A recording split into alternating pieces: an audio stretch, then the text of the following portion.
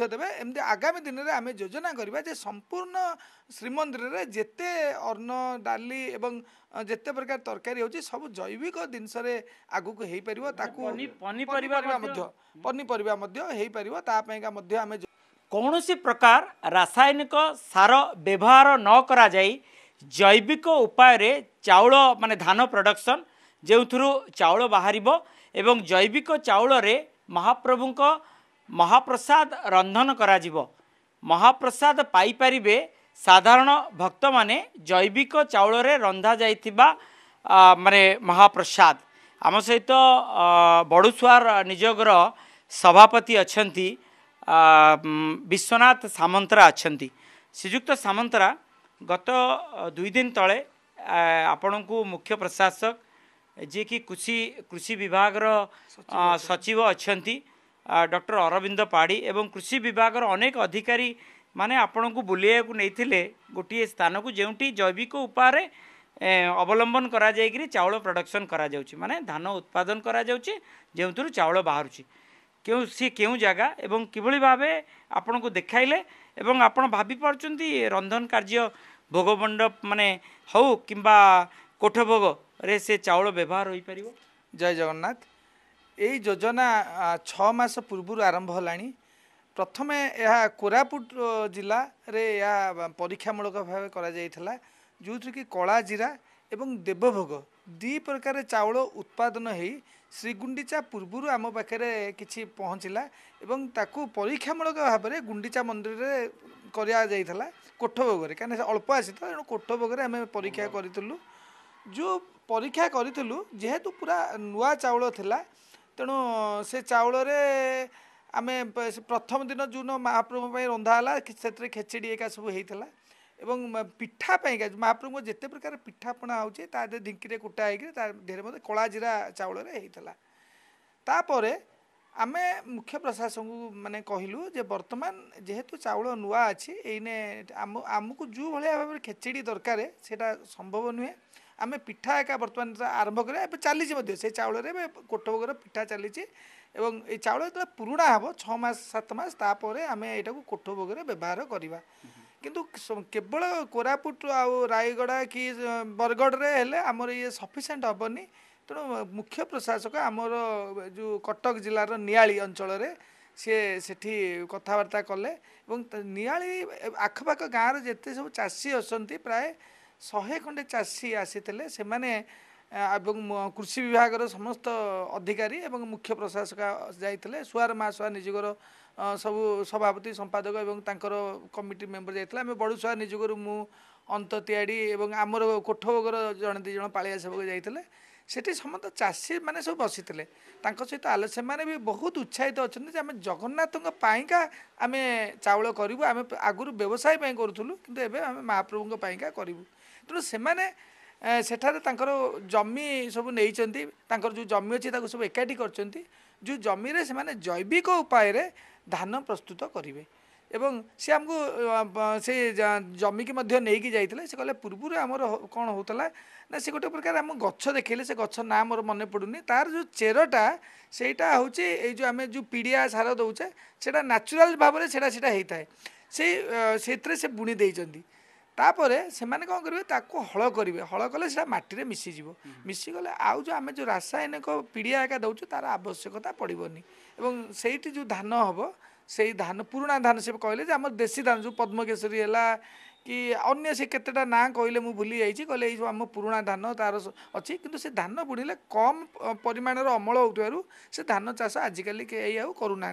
समस्त रासायनिक दे करें अधिक अल्प जमी अधिक अमल हो लाभ हो तेणु से आग्रह प्रकाश कर जो देशी धान को से आग्रह प्रकाश करूना किंतु आमर मुख्य प्रशासक कहले जे आमर कृषि विभाग तरफ अमृत अन्न योजना रे तुम मान साहाय्य जोगाई दिया जहाँ साहाय्य जोगाई दिज्व एवं तुम धान चाउल करके दब ताकू श्रीमंदिर प्रशासन सी तुमको बजार दब सी किणिकी नब प्रथम आम कोठ भोग यहाँ आरंभ करवा कहीं तापर जिते आप अधिका परिमाण आमको धान चाउल करके देवे सेते आम यहाँ सुआर महासुआर निजुग माध्यम भोग मंडप करवा एवं स्वतंत्र भाव में आनंद बजार रे गोटे अभड़ा दुकान हम जो केवल जैविक चाउलर समस्त अभड़ा मिल ता सहित आम से सहित भी कथबार्ता हेलु जे केवल चाउल जैविक हेले हेनी ता देहरे आम बिरी मुग ये सब पड़ुची ताकू जदि आम रासायनिक देवा एक जैविक देवा ताले संपूर्ण भाव में रासायनिक केमी है रासायनिक मुक्त केमी है जैविक केमी है तो से कहले ना आम यही अंचल बहुत परिमाण बिरी मुग होची आमे आग चाउल आमे प्रस्तुत करूँ तापर आमे बिरी मुग एवं श्रीमंदिर को जो सब परिवा पनीपरिया दरकार होची ताकू मध्य आमे बिना सार रे प्रस्तुत करके देबू यह आमे जगन्नाथ गोटे सेवा हिसाब से आमे ग्रहण करूँ केते परिमाणर चाउल आवश्यकता रही पूरा दिन तमाम माने कोठ भोग हो भोग मंडप हो से माने बड़ सिंगार भोग पर्यंत केते चाउलर आवश्यकता रही केते बिरी केते मुगर आवश्यकता रही एवं सही अनुसार से माने जोगी पारिबे तो देखो कोठ भोग जोगेबार किसी असुविधा ना केते क्विंटाल दरकार कोठ भोग दैनिक प्राय 60 किले चाउल दरकार तेणु से जोगे पारे तार किसी असुविधा ना आम जो साधारण जनसाधारण भक्त मान जोगेवाईका सेटा समस्त जोगेवा के संभव नुहे किंतु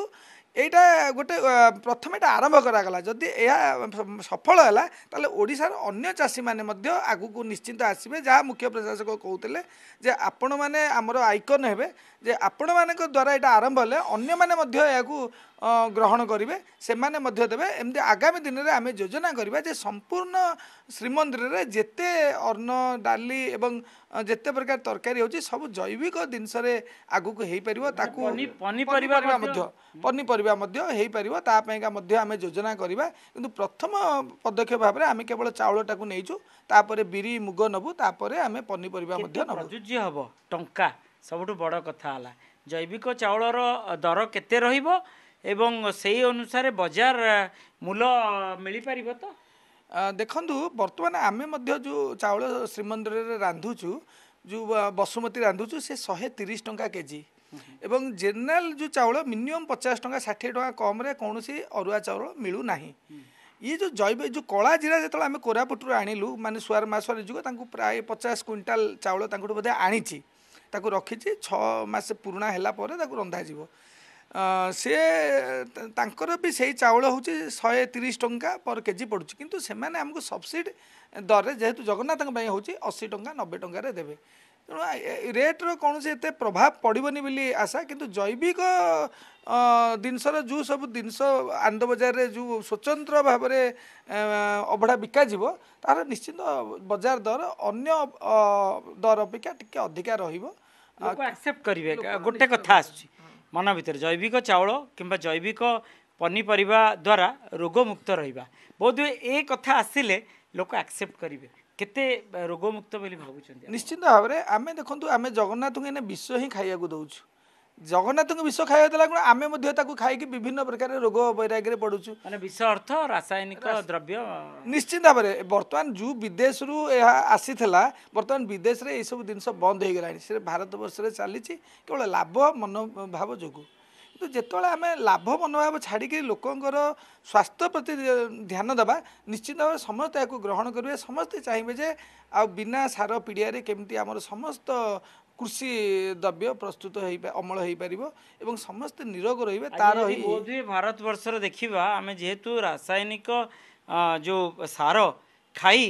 के liver cancer lungs cancer mouth cancer अन्य अनेक प्रकार कैंसर आम पीड़ित होचे निश्चित भाव से कथा भी काली कृषि सचिव से बुझाऊे देख ये आम परोक्ष विष बिक्री करुचे आम साधारण लाभ पाई आम विष बिक्री करुचे आम समस्ते मिसिकी आम गोटे सुस्थ समाज गठन करवा जहाँ जो लोक मैंने कम से कम जानवे आम खाइले आम कौन से रोग हम ना तेणु आम चेष्टा करवा पारु पर्यंत जे आम जहाँ भी अमल करवा आमको लाभ पचे अल्प मिलू किंतु एथिरे कौन से रासायनिक द्रव्य न रो जहाँ को खाई खाली मनीष नुहे जीवजंतु शरीर असुस्थ पड़ुंट आम गोटे सुस्थ समाज गठन करवा केउ दिनठू ए प्रक्रिया आरंभ हो एवं केबेठू रंधन प्रक्रिया आरंभ हो जैविक चाउल जोगाण प्रक्रिया आरंभ हो पूर्ण मात्रा रे जहाँ फल पूर्ण मात्रा रे कोठ भोग हो पार आम चाषी मानकर जो उत्साहित देखिलु आम शुणा पाइल जे कृषि विभाग तरफ स्वतंत्र अनुदान दि जाती करने किंतु सेठी वर्तमान से जो जमी से जो सार पीड़िया जो हम तार जो गछटा को से लगे तेणु सी मला पर सी कहले जे जमी जो पानी आसो से आम हल करूँ ये जहाँ आसंता वर्ष ये अमल हम कहीं धान हम सी फेर रही जो नुआ धान भी करवा संभव नुहे चाउल को पुराणा हाँ भी 6 मास दरकार 6 मास दरकार तेणु आम आशा करुचु जे आसंता वर्ष श्रीगुंडीचा ठारू संपूर्ण भाव में आमको कहीं आम 3 जगह आम नहींचु गोटे जगह माने अमल हो सारे ताकू आम गच्छित रखीचु ये नुआ नियाली अंचल होची तेणु आसंता वर्ष बरगढ़ आसंता वर्ष श्रीगुंडीचा ठारू संपूर्ण भाव में कम से कम कोठभोग आम निश्चित भाव में वर्ष सारा जैविक सारे महाप्रभु को भोग लगे आम जदि यूरोपियन कंट्री को देखा किंबा अमेरिका उपर नजर करवा जेउठू रासायनिक सार आसीला सेठी धीरे धीरे से माने जैविक पद्धति रे धान प्रोडक्शन एवं अन्यान्य प्रोडक्शन आरंभ करदे या अर्थ से माने जानी सारे जे रासायनिक सार द्वारा ही अनेक प्रकार रोग होउची अनेक कैंसर रोग आरंभ कर अनेक प्रकार रोग रे पीड़ित होउचंती तेणु आमको जैविक प्रक्रिया रे उत्पादन करिवार समय आसी पहुँची गलानी जो बड़ी परिस्थिति आम पहुँचले तेणु ये जो आरंभ है जगन्नाथ ठारू कारण जगन्नाथ ठारू ही सृष्टिर आरंभ तेणु सृष्टिर आरंभकर्ता ठारू ही जैविक पदार्थ रे जैविक चाउल रे रंधन कार्य आरंभ हो गलानी एवं बहुत ही आउ 6-7 मास 8 मास भितर पूरा पूर्ण मात्रा रे प्रक्रिया आरंभ हो आनंद बजार रे प्रतिटी जगार महाप्रसाद जैविक चाउल रे प्रस्तुत होइतिबो एवं जैविक चाउल माने बिरी मुग पनीपरिबा पूरा पूरी जैविक पद्धति रे उत्पादन होइतिबा समस्त सामग्री रे अन्न व्यंजन विभिन्न प्रकार तरकारी सुस्वाद्य व्यंजन प्रस्तुत होबो एवं महाप्रसाद प्रतिटी भक्त पाई परिबे। पुरीरू कैमरा पर्सन सोमनाथ गोछिकारंग मधुसूदन मिश्र ओटीवी।